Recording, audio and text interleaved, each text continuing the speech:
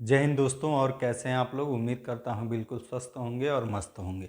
तो दोस्तों, आज का टॉपिक है हम लोगों का किसी बिंदु आवेश के कारण वैद्युत क्षेत्र की तीव्रता। यानी हमें ज्ञात करना है किसी बिंदु आवेश के कारण किसी बिंदु पर वैद्युत क्षेत्र की तीव्रता। ठीक है, तो इस तीव्रता को ज्ञात करने से पहले हमें दो बातों का ध्यान होना चाहिए। एक तो वैद्युत क्षेत्र की तीव्रता क्या होता है। ठीक है, तो देखिए, पिछले वीडियो में हम लोग पढ़ चुके थे कि यदि कोई आवेश है Q, ठीक है, तो उस आवेश के चारों ओर एक वैद्युत क्षेत्र होगा। यदि कोई आवेश है तो उस आवेश के चारों ओर एक वैद्युत क्षेत्र होगा। और यदि इस क्षेत्र के भीतर हम किसी अन्य आवेश को रखेंगे तो उस अन्य आवेश पर या तो आकर्षण बल लगेगा या तो प्रतिकर्षण बल लगेगा। ठीक है, तो अगर मान लीजिए यहाँ पे हम कोई आवेश रख रहे हैं +Q0, तो इस Q0 पर एक क्या लगेगा? प्रतिकर्षण बल ऐसे बाहर की तरफ लगेगा। ठीक है, तो अब देखिए, तीव्रता की परिभाषा क्या कहती है कि वैद्युत क्षेत्र के भीतर, मान लीजिए इस आवेश का ये वैद्युत क्षेत्र है और इस क्षेत्र के भीतर कोई परीक्षण आवेश Q0 रखा गया है। ठीक है, और इस परीक्षण आवेश पर लगने वाला बल जो है F है। ठीक है, तो तीव्रता का परिभाषा ये कहता है कि यदि किसी वैद्युत क्षेत्र के भीतर किसी बिंदु पर स्थित परीक्षण आवेश पर लगने वाला बल F और परीक्षण आवेश के मान के अनुपात को उस बिंदु पर वैद्युत क्षेत्र की तीव्रता कहते हैं। ठीक है, यानी E बराबर F/Q0। ठीक है, ये हम लोग पिछले वीडियो में पढ़ चुके हैं। यानी इस बिंदु पर, मान लीजिए ये अगर बिंदु P है तो बिंदु P पर तीव्रता क्या होगा? E बराबर F/Q0। ठीक है, ये तो तीव्रता का फार्मूला हो गया। ठीक है, दूसरा, जैसे मान लीजिए यहाँ पे इस आवेश के कारण इस पर प्रतिकर्षण बल लग रहा है। ठीक है, तो इस बल को हम लोग कैसे निकालेंगे? तो कूलाम का नियम। और कूलाम का नियम क्या कहता है कि मान लीजिए अगर दो बिंदु आवेश +Q1 व +Q2 एक दूसरे से r दूरी पर हैं, ठीक है, तो दोनों एक दूसरे को क्या करेंगे? प्रतिकर्षित करेंगे। ठीक है, यानी ये आवेश इस पर इधर बल लगाएगा, ये आवेश इस पर इधर बल लगाएगा, और इस बल का परिमाण कितना होगा? तो 1/4πε0। अगर ये पूरा सेटअप जो दोनों आवेश हैं यदि वायु में है तो 1/4πε0 Q1 Q2/r²। ठीक है, तो ये कूलाम के नियम में पढ़े थे हम लोग और ये तीव्रता की परिभाषा में पढ़े थे। ठीक है, इन दोनों चीज़ों का यूज करके हम लोग यहाँ पे फार्मूला प्राप्त करेंगे। ठीक है, तो आइए हम लोग ज्ञात करेंगे कि किसी बिंदु आवेश के कारण किसी बिंदु पर वैद्युत क्षेत्र की तीव्रता कितना होती है। ठीक है, और ध्यान दीजिएगा, अगर ये बात आपको अच्छे से समझ में आ गई तो आगे हम लोग पढ़ने वाले हैं वैद्युत द्विध्रुव, और वैद्युत द्विध्रुव के कारण अक्षीय निरक्षीय स्थिति में वैद्युत क्षेत्र की तीव्रता ज्ञात करना। ठीक है, तो इसी का उपयोग करके हम लोग द्विध्रुव के कारण वैद्युत क्षेत्र की तीव्रता ज्ञात करेंगे। ठीक है, तो ध्यान से समझिएगा। इसका पहले हम बता दिए आप लोगों को किस किस चीज की आवश्यकता है। ठीक है, तो हम लोग क्या करेंगे? पहले मानेंगे। क्या मानेंगे? कहेंगे माना, देखिए ये हेडिंग डाल के उसके बाद आप लोग लिख लीजिए। लिखिए, माना निर्वात अथवा वायु में बिंदु O पर +Q आवेश स्थित है। खड़ी पाई, इस बिंदु O से r दूरी पर एक बिंदु P है। इस बिंदु O से r दूरी पर एक बिंदु P है जहां हमें वैद्युत क्षेत्र की तीव्रता ज्ञात करनी है। जहां हमें वैद्युत क्षेत्र की तीव्रता ज्ञात करनी है। ठीक है, यानी हम लोगों को इस बिंदु P पर क्या करना है, वैद्युत क्षेत्र की तीव्रता ज्ञात करना है। ठीक है, इतना बात लिखने के बाद आप लोग फिगर बना लेंगे। ठीक है, और फिगर बनाने के बाद इसके नीचे लिखेंगे। ठीक है, तो पहले फिगर बना लीजिए आप लोग और उसके बाद इसके नीचे लिखिएगा, इसके लिए बिंदु P पर एक धन परीक्षण आवेश Q0 रखते हैं। इसके लिए, किसके लिए, तीव्रता ज्ञात करने के लिए। इसके लिए बिंदु P पर एक धन परीक्षण आवेश Q0 रखते हैं।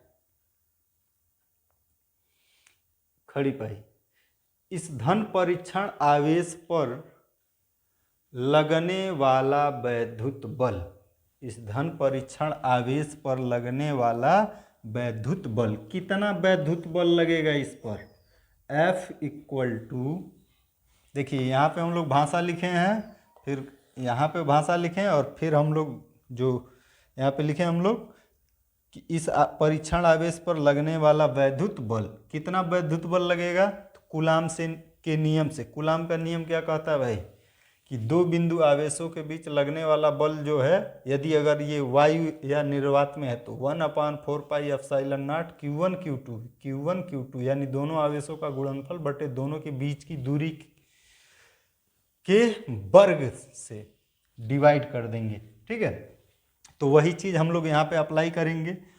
हम लोग माने हैं कि ये बिंदु O और P यानी ये सेटअप जो है वो कहाँ है, वायु अथवा निर्वात में है। ठीक है, अगर किसी माध्यम में मानते तो यहाँ पे हम लोग साथ में एक K ले लेते। ठीक है, जो माध्यम का क्या कहलाता, परावैद्युतांक कहलाता।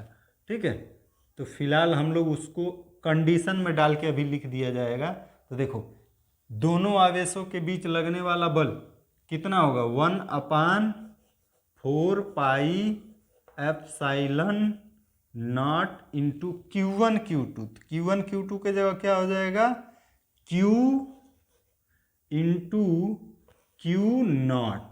Q1 के जगह Q है, Q2 के जगह Q0 है, और दोनों के बीच की दूरी का वर्ग, तो दोनों के बीच की दूरी r है, तो r² बट्टे r²।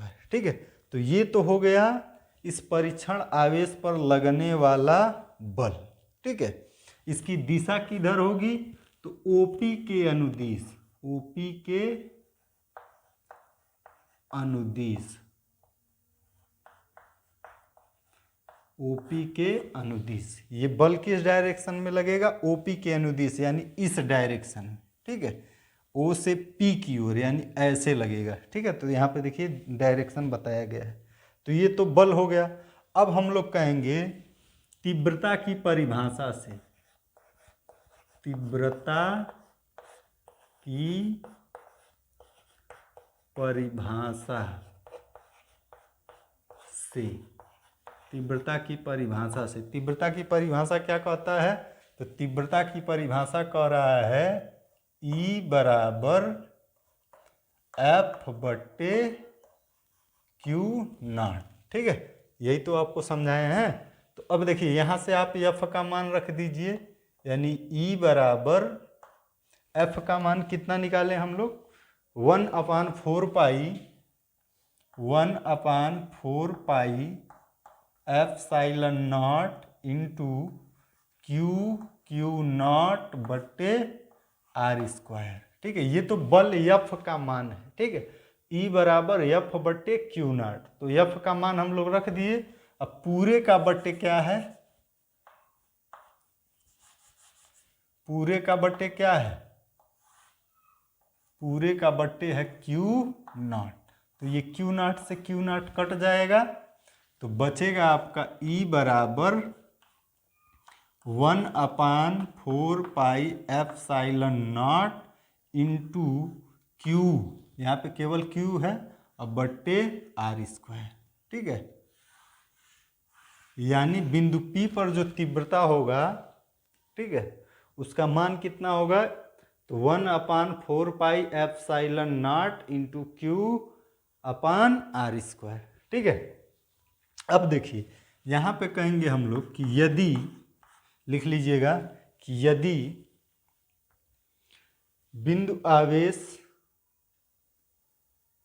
आवेश प्लस क्यू, यदि बिंदु आवेश प्लस क्यू के परावैद्युतांक वाले माध्यम में स्थित हो, के परावैद्युतांक वाले कैपिटल के लिखिएगा माध्यम में स्थित हो, तो बिंदु P पर वैद्युत क्षेत्र की तीव्रता, तो बिंदु P पर वैद्युत क्षेत्र की तीव्रता E बराबर 1/4 pi epsilon naught K into Q upon R square.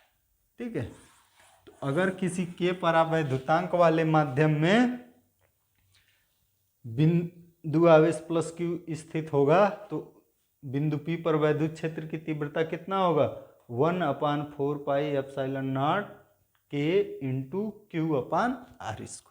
ठीक है, तो इतना हम लोगों का वैद्युत क्षेत्र की तीव्रता होगी, और इसकी दिशा किधर होगी, यह भी सदिश राशि है। तो तीव्रता की परिभाषा में बताया गया था कि जो दिशा बल की होती है वही दिशा तीव्रता की भी होती है, यानी इसकी भी दिशा किधर होगी, तो ओपी के अनुदिश, ओपी के अनुदिश। ठीक है, तो ये आपका तीव्रता का फार्मूला हो गया। ठीक है, ये तीव्रता का फार्मूला तब है जब प्लस क्यू आवेश जो है वाय अथवा निर्वात में स्थित है, और ये तब है जब प्लस क्यू आवेश किसी के परावैद्युतांक वाले माध्यम में स्थित है। तो उम्मीद करता हूं कि आप लोगों को किसी बिंदु आवेश के कारण वैद्युत क्षेत्र की तीव्रता समझ में आ गया होगा। ठीक है, अगर इसमें कोई भी दिक्कत होगा तो आप लोग कमेंट में जरूर बताइएगा। ठीक है, अब हम लोग आगे बढ़ते हैं और कुछ पॉइंट और ध्यान देंगे। ठीक है, तो नोट करके लिखिएगा, नोट। ठीक है, नंबर 1, पहले पॉइंट में हम लोग लिखेंगे कि यदि Q1, Q2, Q3, आवेशों के कारण किसी बिंदु पर तीव्रता क्रमशः E1, E2, E2, E3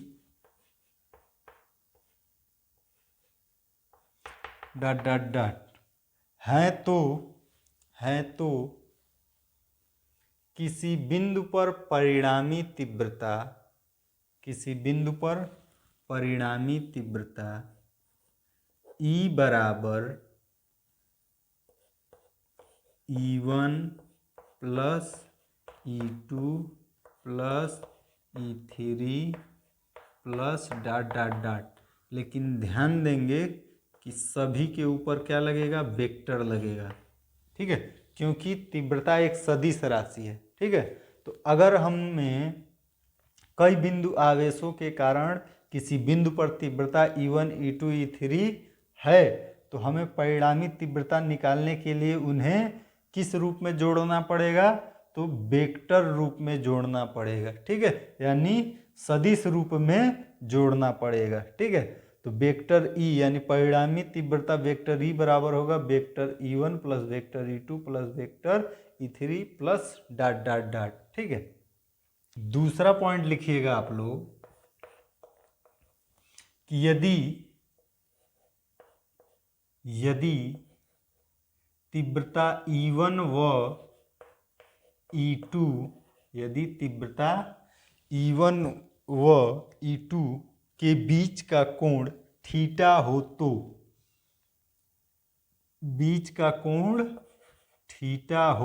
तो, ठीक है, यानी दो तीव्रता है, एक है E1 एक है E2, वेक्टर लगा लेंगे, वेक्टर E1 वेक्टर E2।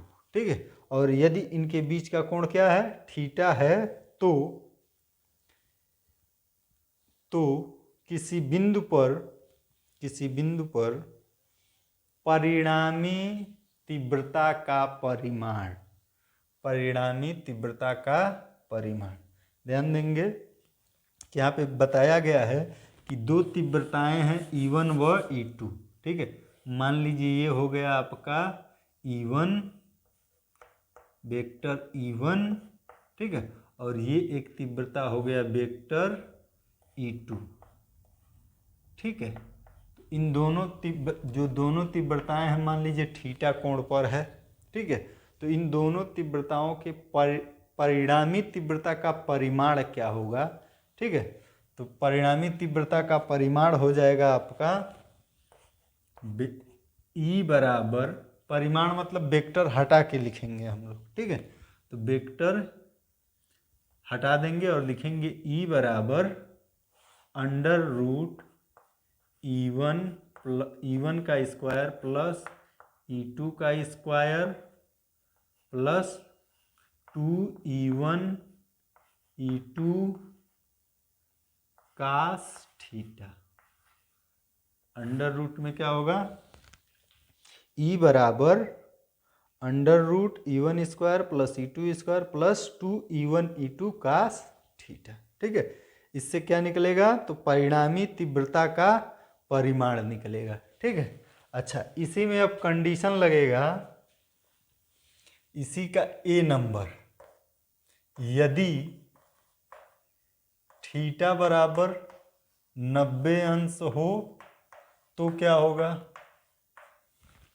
इस फार्मूले में अगर थीटा के जगह हम लोग 90 रख दें तो क्या मिलेगा, E बराबर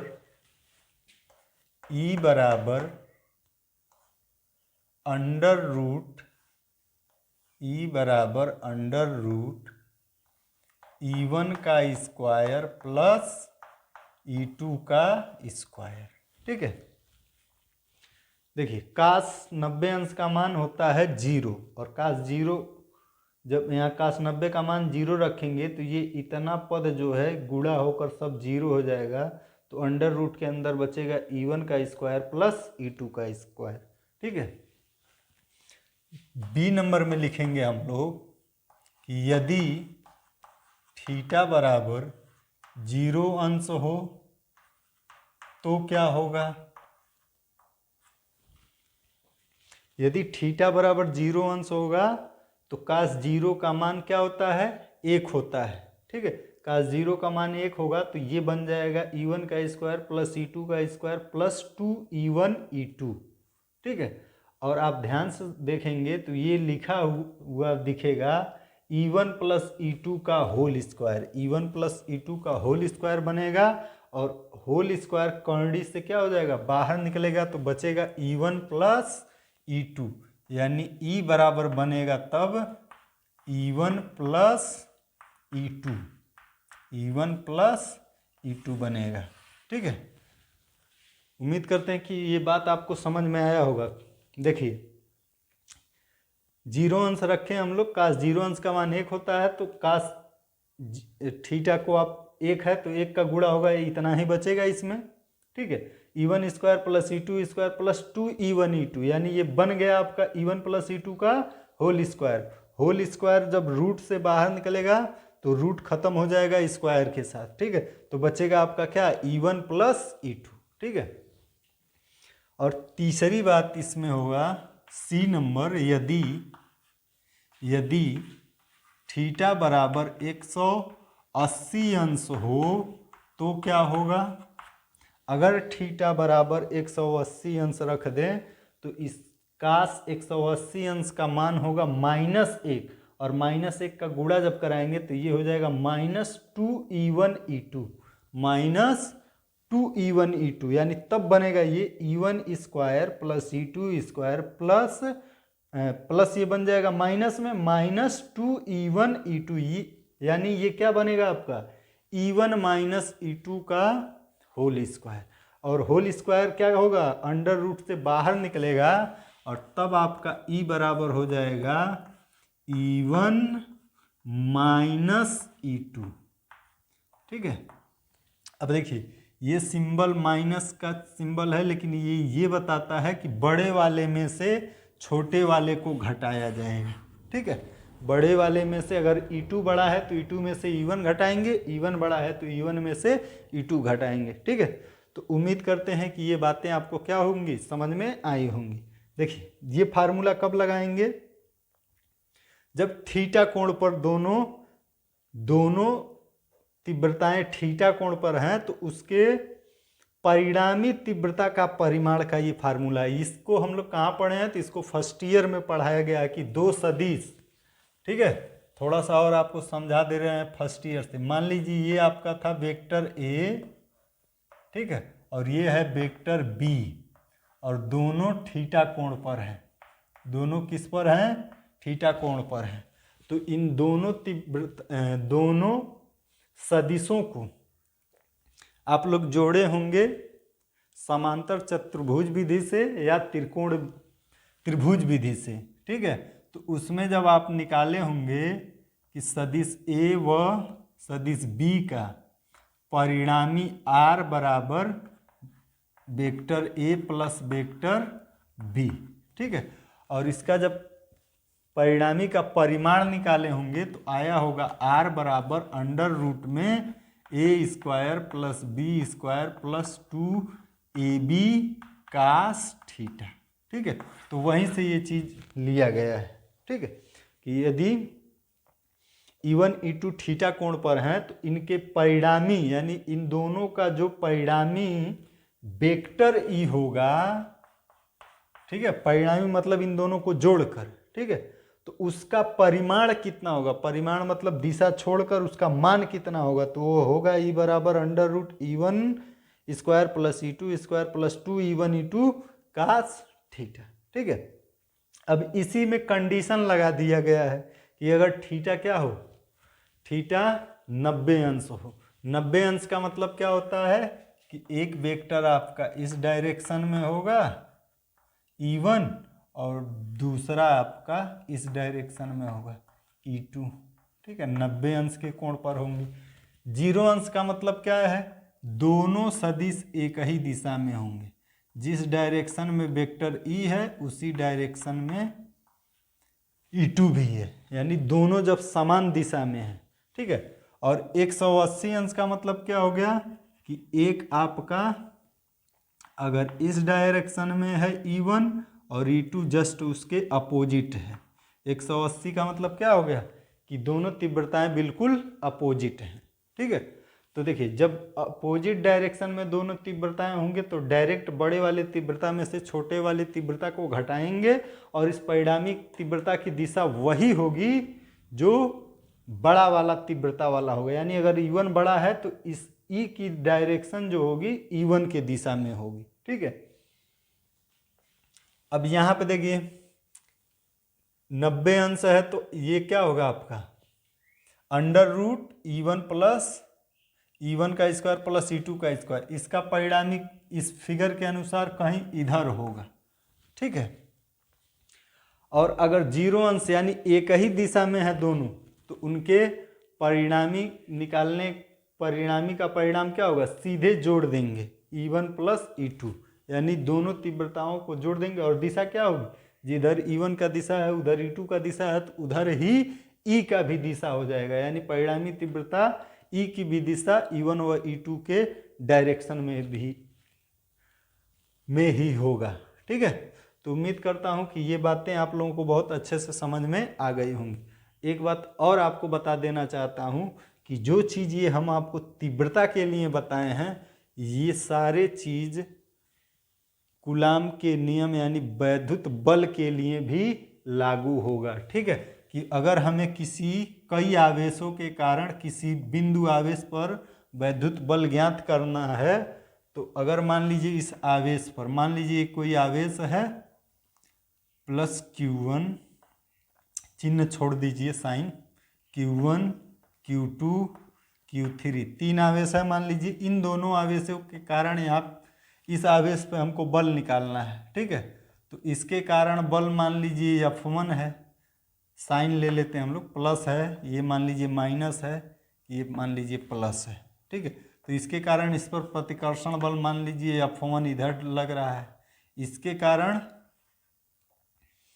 ये माइनस है तो ये इसको अपनी ओर आकर्षित करेगा, अपनी तरफ क्या करेगा, आकर्षित करेगा, यानी इस पर इसके कारण बल इस डायरेक्शन में लगेगा।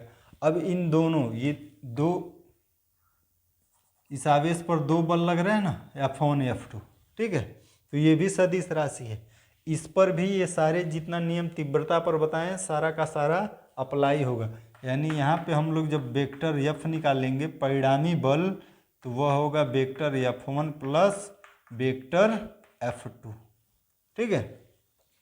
अब यहाँ पे हम लोग यही फार्मूला लगाएंगे परिणामी का, इसका F निकालने के लिए परिणामी का परिमाण, तो ये हो जाएगा under root F1 plus F2 plus F plus 2F1